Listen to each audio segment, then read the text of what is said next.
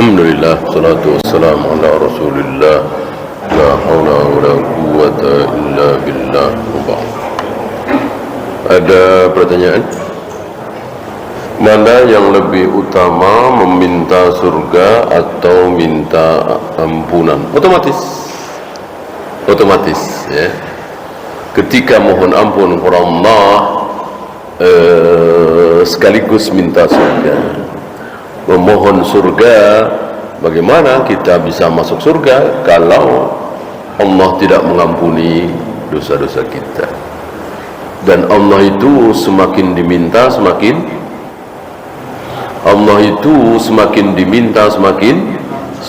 senang. Allah marah kepada orang yang tidak pernah berdoa. Dikit-dikit minta, bentar-bentar minta, bentar-bentar berdoa, minta kepada Allah senang. Dan Allah lebih senang kalau kita minta kepada Allah yang besar-besar. Jadi semakin kita minta yang besar, Allah semakin senang. Apa yang besar? Apalagi kalau bukan surga.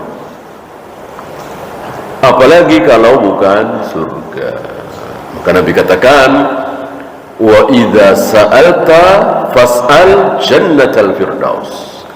Jika engkau minta kepada Allah, maka mintalah surga firdaus. Padahal surganya para nabi, para rasul. Tapi kita minta boleh. Minta kepada Allah tidak perlu apa istilahnya? Tidak perlu tahu diri. Gitu ya. Saya ini siapa? Ya, saya baru sholat bener ini belum ada 3 bulan. Ya, baru 3 bulan yang lalu saya berhenti dari khamr, dari judi, dari zina, dari mabuk. Masuk sekarang saya minta surga firdaus. Betul? Salah. Baru hari ini kita taubat, langsung minta surga firdaus, bahkan baru masuk Islam, belum bisa sholat, langsung minta surga firdaus. Boleh apa tidak? Boleh. Dan Allah senang. Allah tidak bakhil.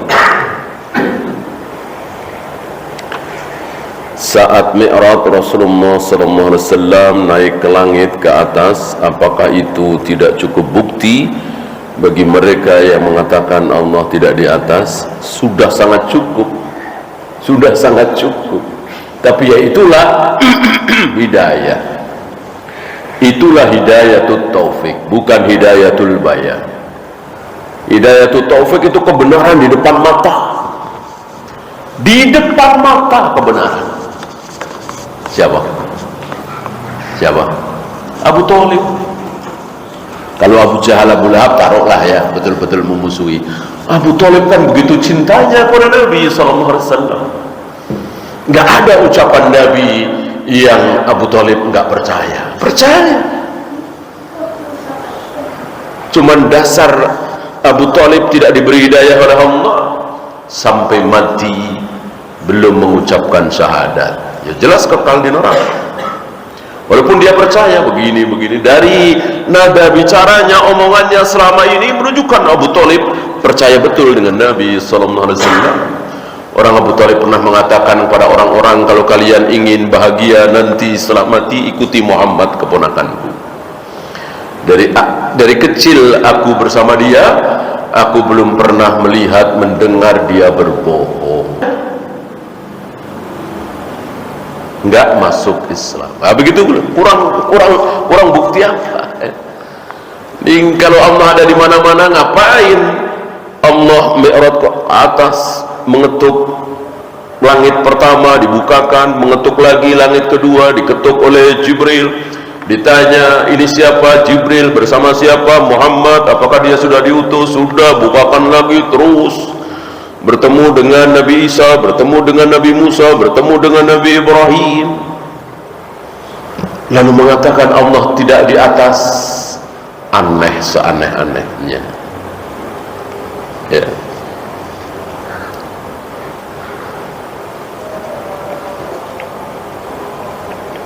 Kalau 40 emas, 40 gram mungkin ya, 40 gram emas apakah sudah harus dikeluarkan zakat? Belum, 80 kan? 80 sekian. Kecuali emas ya, kecuali perak ya. Atau uang. Taruhlah 40 gram emas ini misalnya 13 juta ya, tapi berupa uang, sudah kena? Insya Allah sudah. Kenapa? Karena uang sekarang ini bisa dikiaskan ke emas, bisa dikiaskan ke perak gitu. Kenapa ke emas? Kenapa ke perak? Nggak ada jawabannya. Maka lebih aman ke perak. Kalau perak kan sudah, saya kira di bawah 10 juta, mungkin 8 juta, 7 juta sudah kena kalau dikurskan ke perak. Kan di zaman Nabi itu uang alat tukar itu apa sih? Ada dua. Kalau nggak emas, perak. Kalau nggak dinar, dirham. Uang kertas belum ada kan? Adanya kalau nggak dinar, dirham. Kalau nggak emas, perak. Nah, berarti orang sekarang kita ini punya uang kertas atau tabungan di bank, itu emas apa perak? Nggak tahu jawabannya. Bisa emas, bisa perak. Kenapa ke emas? Kalau emas tentu lebih besar. Kalau perak, walaupun di bawah 10 juta, insya Allah sudah wajib mengeluarkan zakat.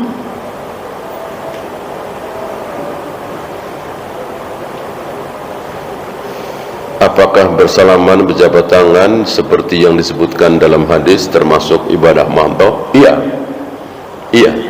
Walaupun dilakukan oleh kaum muslimin, tapi manfaatnya apa tuh Pak? Kan 3 itu bukan dan, tapi atau ya. Jadi ada satu saja itu termasuk mahdoh. Salaman ini, walaupun orang-orang kafir juga suka bersalaman, tapi 2 sifat ibadah mahdoh ada di situ. Akal kita nggak bisa cerna kenapa bersalaman. Nggak tahu kenapa salaman ya? Nggak ada jawaban kenapa sih mesti salaman. Itu ciri-ciri ibadah mahdoh seperti itu. Kenapa sih jumroh mesti dilempar, hajar aswad mesti dicium? Nggak tahu jawabannya kan?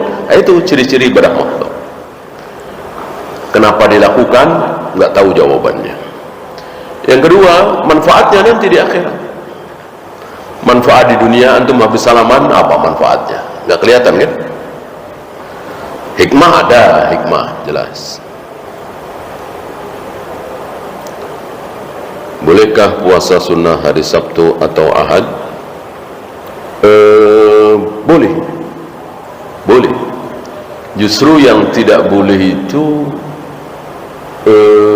hari Jumat sendirian. Hari Jumat sendirian.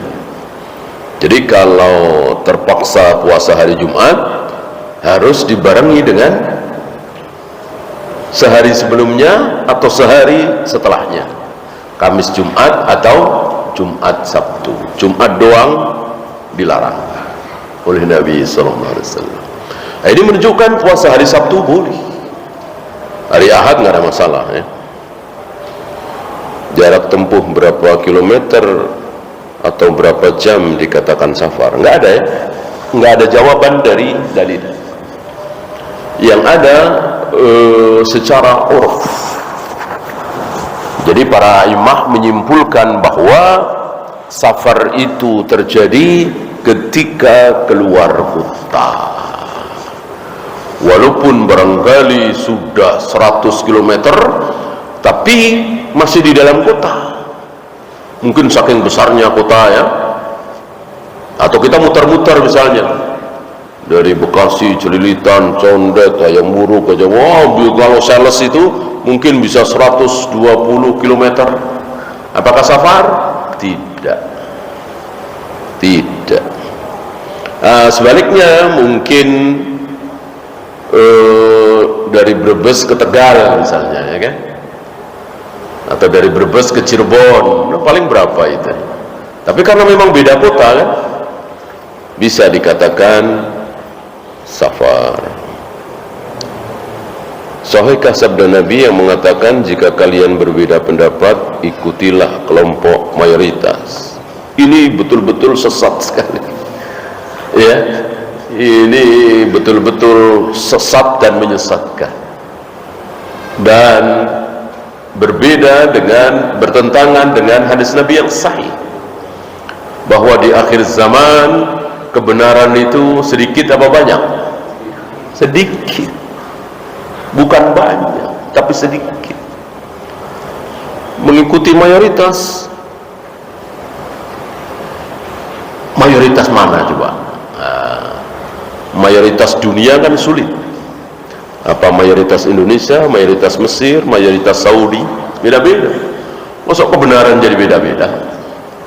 Ya. Ini betul-betul sesat, ucapan itu bukan sabda Nabi sallallahu alaihi wasallam. Ya, habis kita akhiri. Subhanakallahumma bihamdika asyhadu an la ilaha illa anta astaghfiruka wa atubu ilaik. Assalamualaikum warahmatullahi wabarakatuh.